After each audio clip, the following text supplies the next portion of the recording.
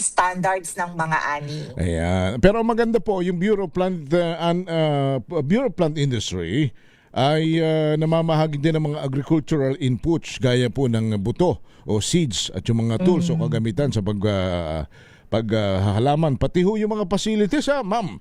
Greenhouses at hydroponics. Mayroon din silang libreng technical assistance at training para sa mga production, food safety at pest management gap.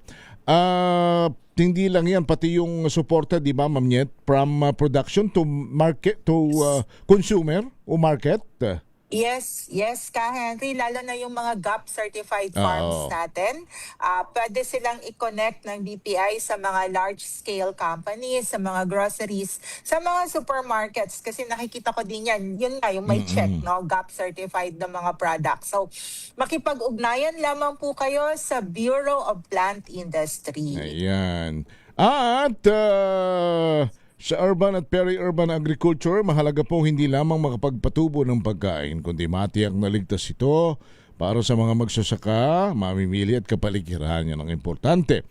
Sa pamamagitan po ng GAP at OSH, mas nagiging ligtas, responsable at sustainable ang ating pagtatanim kahit limitado ang espasyo. Siya na maganda pong balita na nainatid sa atin ng Bureau of Plant Industry last week. Samantala, makibalita tayo sa mga kaganapan sa DA at ATI.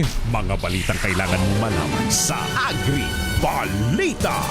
Narito na ang mga balita sa DA at ATI. Atin sa atin ng Ma'am Nyet Terceo. Ma'am, go ahead. Yes, maraming salamat Ka Henry. Narito ang ilang kaganapan at anunsyo mula sa Department of Agriculture at sa aming ahensya sa Agricultural Training Institute.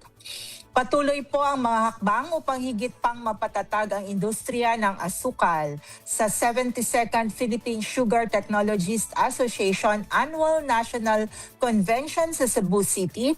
Binigyang diin ang mahalagang papel ng teknolohiya at inobasyon sa pagpapalakas ng sugarcane industry. Ibinahagi rin ng Department of Agriculture, Sugar Regulatory Administration or DASRA ang mga hakbang para suportahan ang ating sugarcane farmers. Kabilang na ang pagpapalabas ng 3 bagong high-yielding sugarcane varieties, pamamahagi ng libreng organic fertilizers at pinaigting na pagtugon sa Red Stripe Scale Insect o RSSI.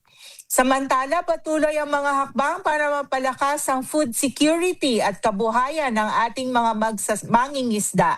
Kamakailan lang ay nakipagpulong si Agriculture Secretary Francisco Chu Laurel Jr. kay Laguna Lake Development Authority General Manager Leopoldo Paromog upang muling buhayin ang matagal nang naantalang Parañaque Spillway Project. Bukod sa pagtulong na mabawasan ang pagbaha, layunin ng 10.5 kilometrong spillway na mapabuti ang kalagayan ng Laguna de Bay, mapalakas ang produksyon ng isda at masuportahan ang mas matatag na kabuhayan ng ating mga mangingisda. Para sa iba pang updates at anunsyo mula sa kagawaran ng pagsasaka, i-follow ang kanilang Facebook page sa @DA Central Philippines at bisitahin ang kanilang official website sa www.da.gov.ph. At mula naman po sa amin, sa Agricultural Training Institute, mga ube growers, this one's for you. Tuklasin ang mga emerging technologies para sa ube production at processing sa AgriTalk webinar ng ATI Region 2. Ngayong August 27 po yan, alas 8:30 ng umaga via Facebook Live at Google Meet. At libre lamang po ang webinar na ito, ngunit 200 lang ang slots, kaya mag-register na po kayo. Mga ka-agri sa Soxargen, tara na at silipin ang mga produktong likha ng ating mga coconut farmers sa Coconut Philippines Mini Trade Fair sa Coronadal City. Tampok dito ang iba't ibang coconut-based products tulad ng soaps, body and liniment oils at food products na maaaring maging inspirasyon sa pagbuo ng sariling value-adding products at dagdag na pagkakakakitaan. Last day na ito bukas, kaya punta na po kayo sa atrium ng Mall of Ace Center Point sa Coronadal City at suportahan ang ating mga coconut farmers mula sa Region 12. Kita-kits mga ka-agri. Abangan ang iba pang mga announcements mula sa ATI. I-follow kami sa Facebook, sa X, sa Instagram at TikTok at ATI Interactive. At bisitahin kami sa aming website sa www.ati.da.gov.ph.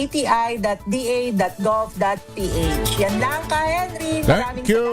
salamat. Salamat, Ma'am Nyet. Alas 3:12 na po ng hapon. Babalik tayo sa Agri Ascenso sa loob lamang po ng ilang sandali. Ito ang Agri Ascenso. Agri Ascenso. This